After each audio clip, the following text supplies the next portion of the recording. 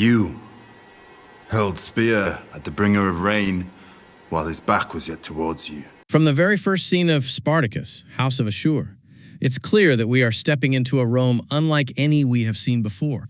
Shadows cling to the marble pillars, and the whispers of the dead are not mere echoes, but threads in a tapestry of power that stretches far beyond mortal comprehension. Ashur's return is not accidental, not the result of luck or human cunning. This theory explains that Ashur has been resurrected for a purpose, chosen by the underworld gods themselves, Pluto, Orcus, and the Shades, to act as their instrument, their weapon, and their secret in the world of the living. Support this content by liking, sharing, and subscribing for more upcoming theories. Here's where the breadcrumbs begin. The original Spartacus series built a world steeped in betrayal, ambition, and human cruelty, yet it remained grounded in mortality. In House of Ashur, that grounding shatters. Every seemingly casual glance, every moment Ashur survives a trap that should have killed him, is a hidden clue. This shows us a hidden detail. The gods are not passive observers. They have rewritten history itself, bending the threads of fate so Ashur could walk among men once more. The very title, House of Ashur, is not simply about a man. It is a temple for a god's will incarnate, a mortal shell through which the divine and terrifying power of the underworld flows. Consider the early scenes of Ashur navigating the remnants of the gladiator school. A clue from the previous episodes reveals subtle distortions in reality around him, shadows that move independently of the sun, whispers that carry knowledge of events yet to occur, and soldiers who pause inexplicably before making fatal errors. These are not cinematic flourishes. This theory explains that these are the fingerprints of Pluto's influence. The Lord of the Underworld, god of wealth and death, manipulates the living world with deliberate care.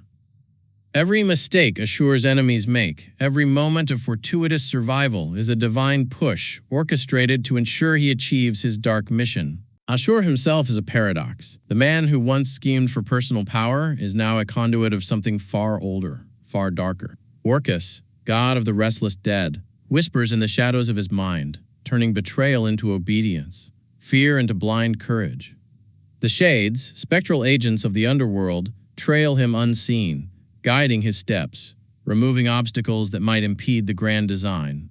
This shows us a hidden detail. Ashur's cunning is amplified not merely by intellect, but by divine interference, a fact that even the cleverest senators and generals cannot perceive. They see a man, the gods see a vessel.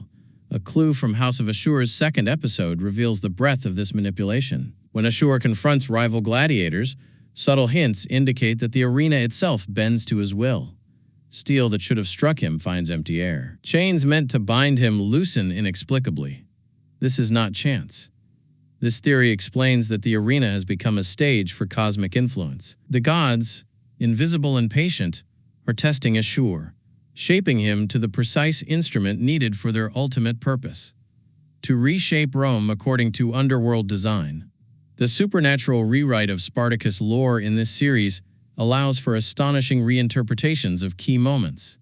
For example, Ashur's survival after apparent death in previous episodes shows that mortality is no longer absolute in this narrative. Here's where the breadcrumbs begin. Every sword strike that should have ended him, every betrayal that should have sealed his fate, is evidence that the Shades intervened directly. Orcus grants Ashur endurance beyond human limits, and Pluto provides an uncanny strategic insight that elevates his scheming to levels unseen in Rome for centuries. Each seemingly impossible escape is a clue, a hidden breadcrumb, revealing the invisible hand of the gods. The return of familiar faces from the original Spartacus series takes on a new, profound significance under this theory. Lucretia's appearance, for example, is not simply nostalgic. This theory explains that her interactions with Ashur are guided by Pluto's subtle influence.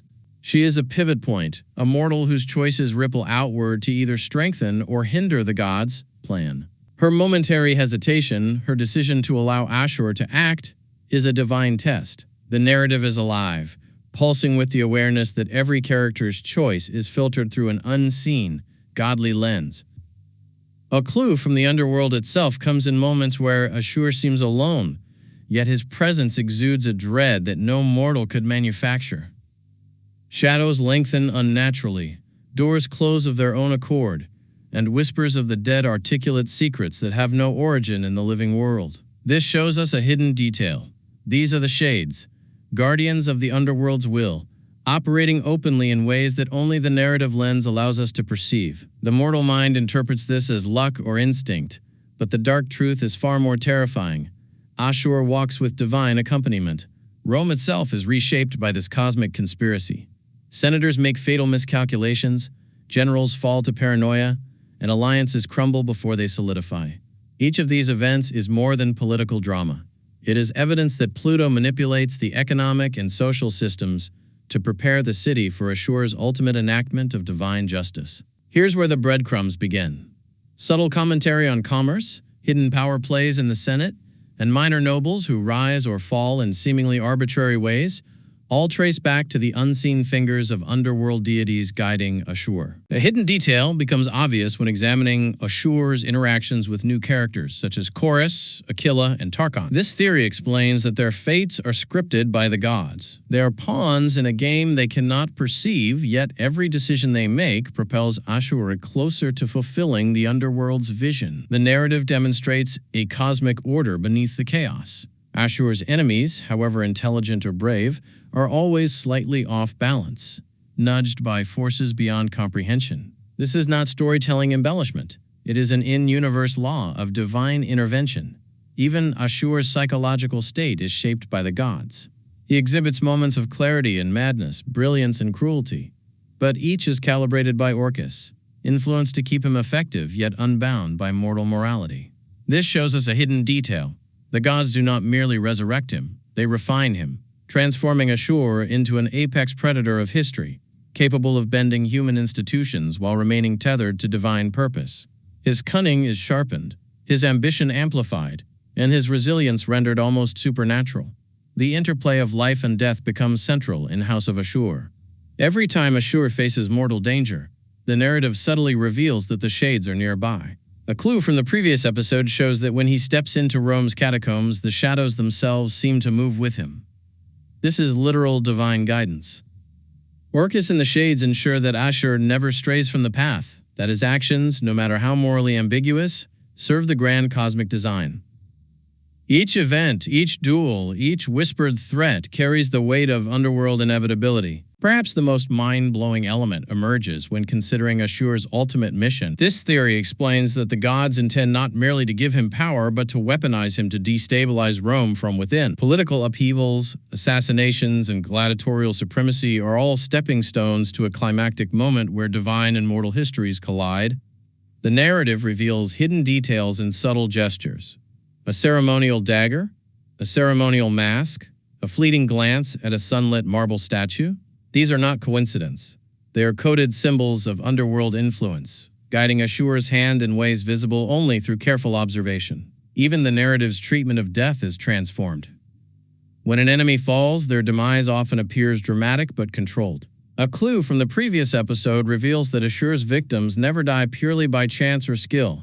They die according to a hidden script, orchestrated by Pluto and Orcus. Each death serves multiple purposes: to terrify, to inspire loyalty, and to remove obstacles from Ashur's path, while reinforcing the invisible grip of the gods. This theory explains that House of Ashur is a narrative in which divine puppetry is the true story behind every mortal event. The return of Niki Terabey as Ashur is crucial for this understanding. His performance signals that Ashur is more than human, even before the supernatural elements are explicitly revealed. Every smirk, every flicker of the eyes, every pause is a breadcrumb. This shows us a hidden detail. The actor's nuanced delivery mirrors the underworld gods' careful control of their chosen vessel. Ashur is a living embodiment of divine intervention, carrying the weight of cosmic will on his shoulders while navigating the politics and brutality of Rome. By the finale of House of Ashur, it becomes increasingly clear that Ashur's journey is one of divine orchestration. Each alliance he forms, each enemy he neutralizes, each act of cunning or cruelty is part of a larger pattern, a hidden lattice designed by the gods themselves. Pluto, Orcus, and the Shades are not silent observers. They are active participants, shaping reality itself through Ashur, and reminding the audience that in this alternate Spartacus reality, human ambition is never purely human.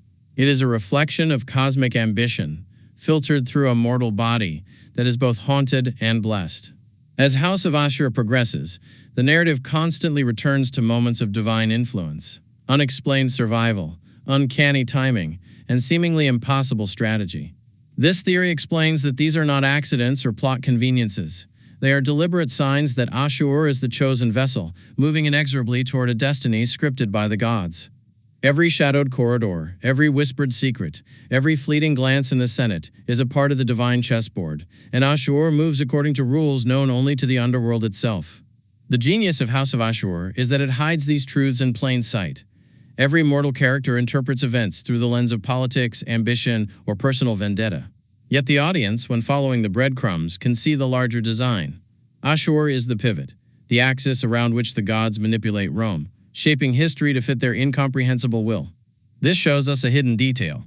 House of Ashur is less a story about a man than about the mechanics of divine strategy and the terrifying precision with which it is enacted in the world of the living. By the penultimate episodes, the layering of mortal ambition and divine influence becomes nearly overwhelming. Ashur, now fully aware of his role, begins to wield his position with terrifying precision. A clue from the previous episode reveals that even minor characters, historical figures, and new gladiators alike act in ways that serve Ashur's divine mission, whether they know it or not. The gods' influence permeates every aspect of Rome: markets, Senate politics, gladiator schools, even the whispers of slaves in the streets. All are subtly orchestrated to ensure that Ashur's purpose is fulfilled. Ultimately, House of Ashur redefines the Spartacus saga. It reveals that the story of rebellion, loyalty, and betrayal is only one layer of reality. Beneath it lies a cosmic narrative of gods manipulating mortals, of underworld forces bending history, and of Ashur as the perfect vessel, chosen and honed to carry out an agenda far beyond human understanding. This theory explains that everything, from his survival to his cunning maneuvers, from the deaths of enemies to the rise of allies, is orchestrated by Pluto, Orcus, and the Shades. Ashur is not merely alive, he is the embodiment of divine strategy, a reminder that in this world, mortals are always playing on a board set by gods.